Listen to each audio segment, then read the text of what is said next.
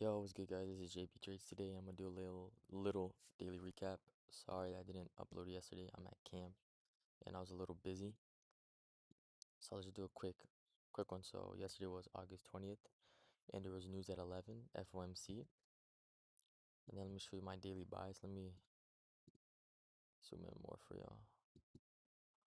Okay, let's go to 1 hour. Let's scratch that off. And so, as right here, I set internal and external liquidity. The internal was these imbalances like the 1 hour fair value gap right here and here.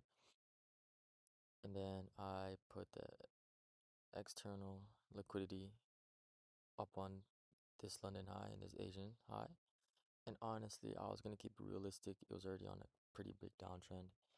And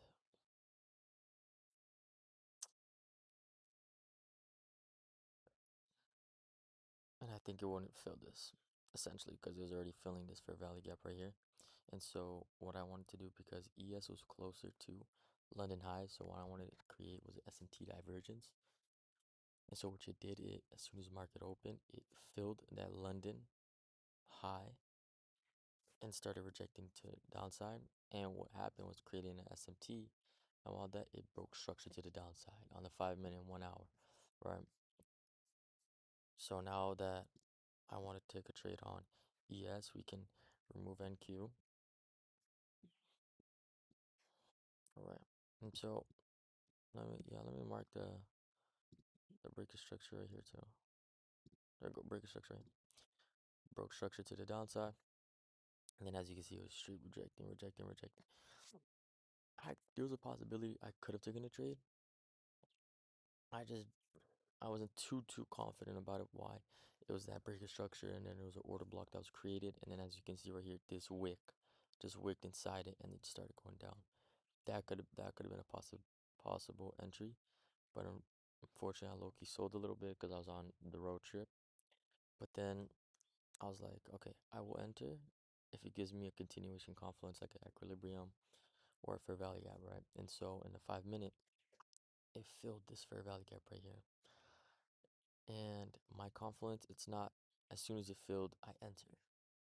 I go straight to the 1 minute because so most of the time when when it wants to feel like an imbalance, it's gonna break structure to the upside on the 1 minute. So as you can see right here, it broke structure to the 1 minute upside. And so what I did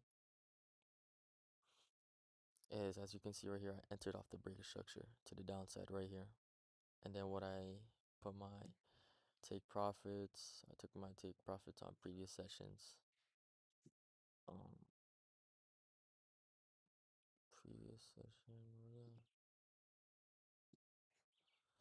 was it here? I'm gonna put this, what time was it? I think it was actually, let me put that out. So as you can see right here, previous sessions. And so I just wanted to get a quick in and out, so I literally just left it right here. I could have extended it to this, but I didn't. It's all good. I won that trade. My risk my risk to reward was a 1 to 3.7. And how much I got for the day was